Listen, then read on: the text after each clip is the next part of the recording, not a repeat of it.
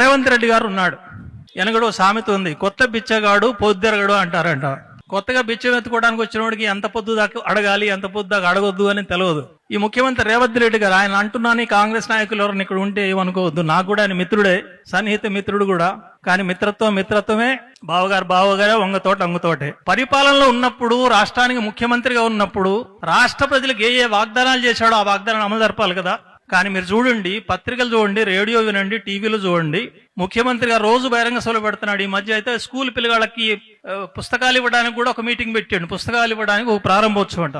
ఆయన 2.5 సంవత్సరాలు అయిన అధికారంలోకి వచ్చాయి. పాప ముఖ్యమంత్రి గారు ఇంకా ప్రతిపక్షంలో ఉన్నట్టుగానే అనుకుంటున్నాడు, ఆయన ముఖ్యమంత్రి అయ్యాడనే సంగతి మర్చిపోయాడు. ప్రతిపక్షంలో ఉన్నప్పుడు ప్రభుత్వాలను ఏ రకంగా విమర్శించాడో అదే రకమైన విమర్శలు ఇప్పుడు 2.5 సంవత్సరాలను విమర్శిస్తున్నాడు. మీరు చూడండి, టీఆర్ఎస్ ప్రభుత్వం రాష్ట్రాన్ని నాశనం చేసింది అంటాడు. టీఆర్ఎస్ ప్రభుత్వం 7 లక్షల కోట్ల రూపాయల అప్పులు చేసింది అంటాడు. టీఆర్ఎస్ ప్రభుత్వం రాష్ట్రంలో ఇళ్లు కట్టలేదు అంటాడు. టీఆర్ఎస్ ప్రభుత్వం ప్రజలకు ఏం చేయలేదు, ఉద్యోగాలు ఇవ్వలేదు, నేను వచ్చిన తర్వాతనే ఇద్దామంటున్నాడు. మహిళలకు ఏం చేయలేదు అంటున్నాడు.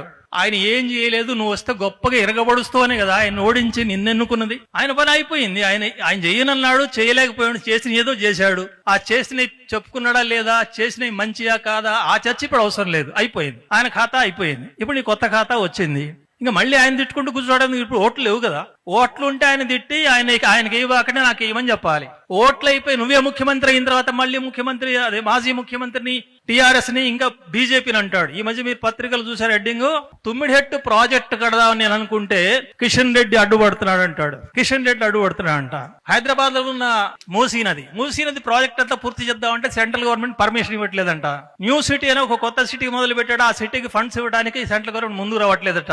నువ్వు ఏ పని చేసినా సరే సెంట్రల్ గవర్నమెంట్ ముందుకు రావట్లేదు, సెంట్రల్ గవర్నమెంట్ అడ్డం వస్తుంది. ఆ సెంట్రల్ గవర్నమెంట్ లో ఉన్న ఎంపీలు కిషన్ రెడ్డి ఏం చేస్తున్నాడు, లేకపోతే ఇంకొక ఎంపీ ఏం చేస్తున్నాడు అని వీళ్ళు అంటున్నారు. ఆఖరికి ఆయన గతి ఎట్లా పట్టిందంటే, కేంద్రంలో కేంద్ర మంత్రులు నాకు ఇంటర్వ్యూ ఇవ్వట్లేదు, మహారాష్ట్ర ముఖ్యమంత్రి కూడా ఇంటర్వ్యూ ఇవ్వట్లేదు నాకు. కాబట్టి బీజేపీ నాయకులు ఏం చేస్తున్నారు, మన తెలంగాణ రాష్ట్రంలో, తెలంగాణ రాష్ట్రం మేలుకొరే వాళ్ళు అయితే నాకు ఇంటర్వ్యూ ఇప్పించాలి కదా అంటున్నాడు. నేను అడుగుతున్న ఈ వేదిక మించి ముఖ్యమంత్రి గారిని, సిగ్గున్నదా ఈ మాట అనడానికి? నువ్వు ఒక ముఖ్యమంత్రి అయినవు. ముఖ్యమంత్రి అంటే పొట్టోడా పొడుగుడా అని సంబంధం కాదు. తెలంగాణ రాష్ట్ర ప్రజలందరికీ నువ్వు ముఖ్యమంత్రివి. నిన్ను అవమానించడం అంటే తెలంగాణ రాష్ట్రాలు అవమానించడం.